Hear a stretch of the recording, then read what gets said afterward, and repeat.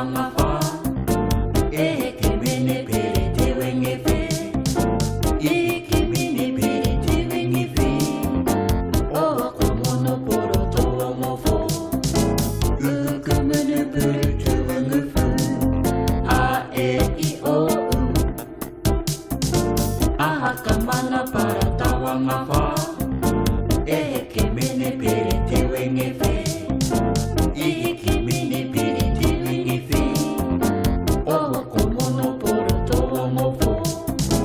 U ke mene pere te wenge whe. A e I o u. U ke mene pere te wenge whe. A e I o u. So this is how you can test yourselves. A, E, I, O, U. A, E, I, O, U. Now you try.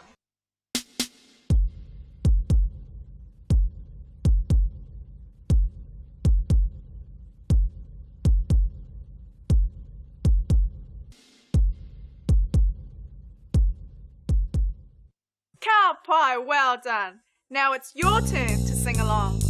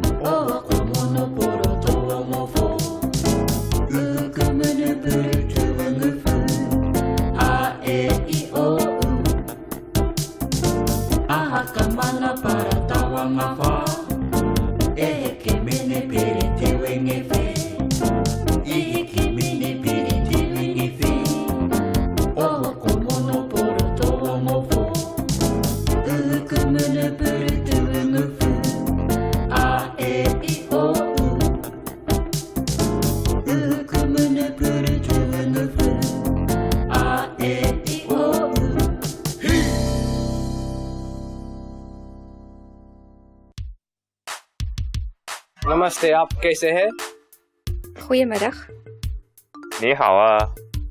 Selamat datang. Talo falava. Aloha. Namaste, आप कैसे हैं? Kia ora. The second part of this lesson includes some examples of what you might say when you meet somebody. Come on, come take a look over here.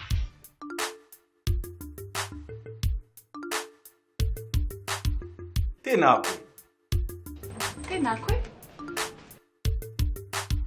Tēnā kōrua.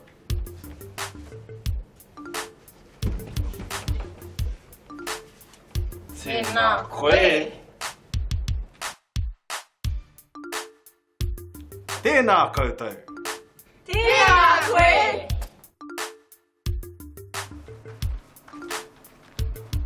Kia ora mere. Kia ora puka. Morena mari. Morena puka. To say hello to one person, you say tēnā koe. Tēnā koe. Tēnā koe. Now you try. Ka pai. To say hello to two people, you say tēnā kōrua. Tēnā kōrua.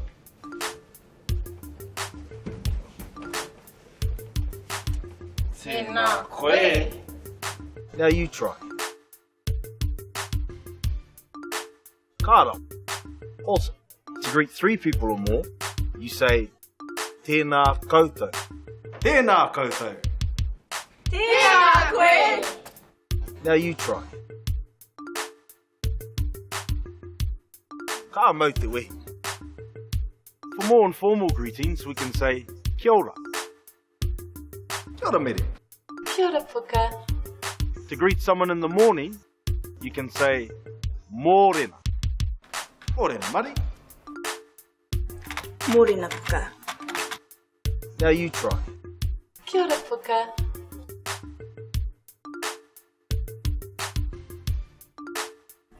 Mōrena puka. So how was that? To ask how somebody is, you might say, kei te pēhea koe. Mōrena. Morena. Kei te pēhea koe. To reply to this question, you can say a whole range of things. Most people commonly say, kei te pai, or I am good. But here are a number of different examples you can try for yourself. Kei te pai. Kei te riri. Kei te ngenge. Kei te pōrangi. Kei te wera. E pehe ana koe. Tau āhua rāno. No hea koe. To ask where someone is from, you'd say, no hea koe. No kemereti ahau. To answer this question, I would say, no kirikiriroa ahau, because I'm from Kirikiriroa. And if you were from, say, Dunedin, you would answer, no Dunedin ahau. Ka hiko ia hau I nai nei. Inoho rā. Haere rā. Ka pai. Now you try. Kei te pēhea koe. Kei te pai. No hea koe. No kemereti ahau. Ka rawe, you were awesome. So this is how you can test yourselves. We will greet you, and you will reply using the correct greetings. For example, Hui and I will greet you by saying TÄNÄ KOE. You will reply by saying TÄNÄ KOE because there are two of us. Here we go. TÄNÄ KOE.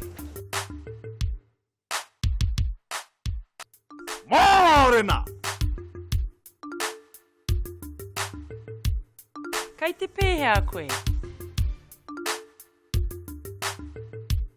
No hea koe. Tēnā koutou. You were right. And if you weren't, try again. Namaste, आप कैसे हैं? Goeiemiddag. Ni hao a. Selamat datang. Talo falawa. Aloha. Namaste, Selamat आप datang. कैसे हैं? Kia ora.